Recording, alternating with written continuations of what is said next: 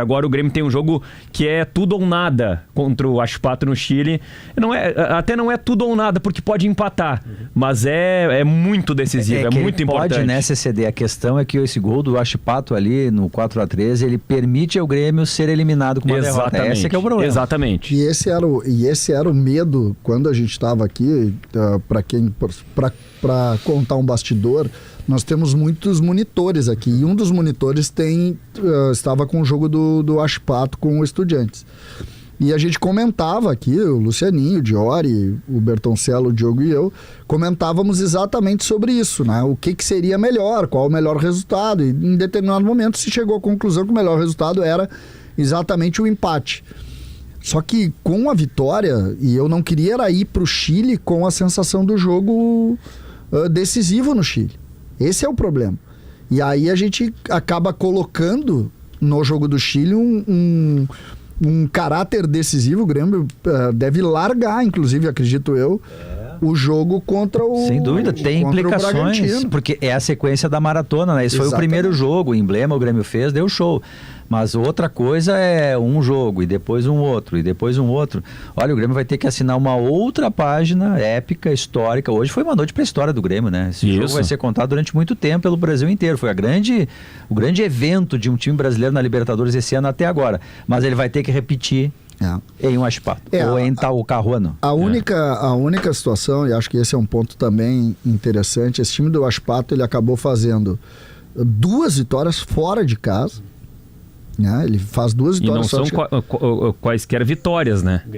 Grêmio e Estudiantes fora de casa. Exatamente, ele faz 2 vitórias fora de casa e ele tem dificuldade em casa, né? E ele tem dificuldade em casa. Então é um tipo de jogo reativo, e ele vai ter que fazer esse jogo contra o Grêmio, porque tem um ponto que é muito importante para o torcedor do Grêmio ter entendimento. Esse gol não pode diminuir a emoção e o otimismo do torcedor do Grêmio, por um motivo muito simples. Agora, quem tem que ganhar o jogo não é o Grêmio. Perfeito. Não é o Grêmio. Esse é um bom viés.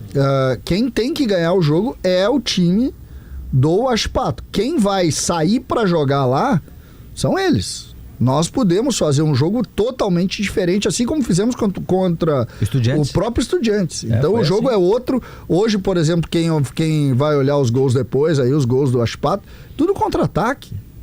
Tudo contra-ataque. Tudo gol em cima ou de erro ou de contra-ataque. Então é completamente diferente o jogo. Mas me parece que o Grêmio diminui o jogo contra a equipe, e esse é um ponto também, né? O Grêmio diminui o jogo contra a equipe do Bragantino no final de semana. O Grêmio precisa se dedicar única e exclusivamente ao jogo do Huachipato, que virou a decisão da temporada para o Grêmio. O Huachipato não ganhou do The Strongest em casa. Isso. É o ponto do The Strongest. Por quê? O ponto do The Strongest é exatamente esse. Exatamente por isso que tu disseste. Isso. Botou um caminhão lá atrás estacionado, e aí não tem o contra-ataque, não conseguiu criar o espaço para fazer o gol. Exatamente. E essa relação é importante, Bertoncello, porque o Grêmio vai jogar contra o Huachipato. E, como disse o CCD, a responsabilidade da vitória, ou digo mais, a obrigação da vitória é do Huachipato. Porque não vai jogar mais. Porque o jogo é a única chance. Isso. Se o Huachipato não ganhar do Grêmio, tem chance ainda. Ele ainda tem chance de o Grêmio perder pro Estudiantes. Perfeito. Mas ou não ganhar. Ele passa a não depender mais de si. Perfeito. Ele passa a depender do Grêmio. Perfeito. Aliás, o Huachipato não ganhou em casa. Não. Ele empata com o Estudiantes 1-1. E empata com o The Strongest 0-0. É uma missa, é uma missa pro Huachipato vencer em casa. E aí entra uma questão que é a seguinte: o Grêmio na última rodada vai jogar contra um Estudiantes já eliminado. Certo. E aí o Grêmio ou já estará classificado, ou dependerá só do seu resultado, né, para jogar contra um time já eliminado também, né? É por isso, né, Diori, que o empate não é um mau resultado para o Grêmio lá, né? Segurando o empate, ele vem para sua casa, e a gente viu como o Couto Pereira foi um fator importante hoje para o mandante Grêmio. O tricolor em casa contra o já eliminado Estudiantes, uma vitória simples e classifica.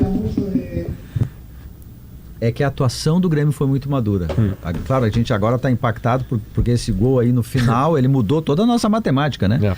Mas a atuação do Grêmio foi muito sólida. Já se somava a atuação lá contra o Estudiantes. Hoje o Grêmio conseguiu solidez defensiva, ofensiva. Tá bem que o The Strongest não é assim, o Manchester City, mas tá em primeiro do grupo.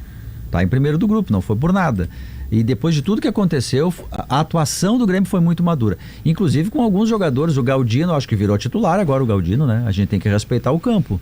O Galdino mereceu a posição que ele conquistou, né? Tem que jogar, o Grêmio encontrou um time e ainda vai ter o Vilhaçante, que é muito mais do que o Dodge. O Pavon é reserva. Pavon é reserva, quer dizer, o Grêmio ainda tem coisas a acrescentar até lá, até o jogo com o Aspar. Essa relação do jogo, né? A gente, obviamente, eu tô muito impactado com o ambiente do jogo. Como hoje. definir o que aconteceu em Curitiba, CCD?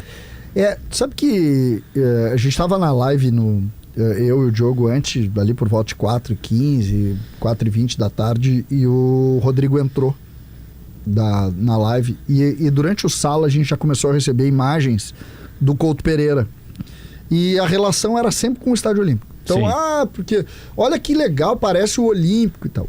Quando foi pro Rodrigo e as imagens do entorno do Couto Pereira, passou a ter uma outra linha, porque não, é o Estádio Olímpico, né? E aí começa aquela história, não, mas que loucura é essa? Porque estava muito parecido todo aquele entorno, toda aquela relação. E aí vem uma mágica diferente. Só que eu confesso para vocês que eu nunca tirei da cabeça, em nenhum momento, o que nós estamos passando, né? A dura tarefa de todo gaúcho nesse momento. A gente tá muito machucado. E quando a gente tá machucado, tu espera que as pessoas se dediquem também, né? Então eu só pedi uma coisa, cara, o Grêmio tem que se dedicar muito, tem que se entregar muito, os jogadores precisam se entregar muito. E quando tu começa a ver isso dentro do campo, de alguma maneira tu cria uma simbologia. E isso é que dá uma coisa, uma sensação boa, assim, tipo, o Debona usou muito bem o termo vamos Rio Grande, ele falava muito isso durante a jornada, e é exatamente isso. É exatamente isso, porque é nessa hora que tu entende, assim, cara, é mais do que um esporte, entendeu? É mais do que... Futebol não é um jogo simples, futebol mexe com uma emoção. O brasileiro não consegue explicar por que torce pra alguém, por que tu torce pra uma bandeira. E o gaúcho é muito forte nisso. Como a gente gosta disso. Gente, 24 mil pessoas no Couto Pereira é uma coisa magnífica. Outra coisa, mais ingressos do que pessoas. Teve gente que comprou o ingresso e não foi no jogo para se engajar.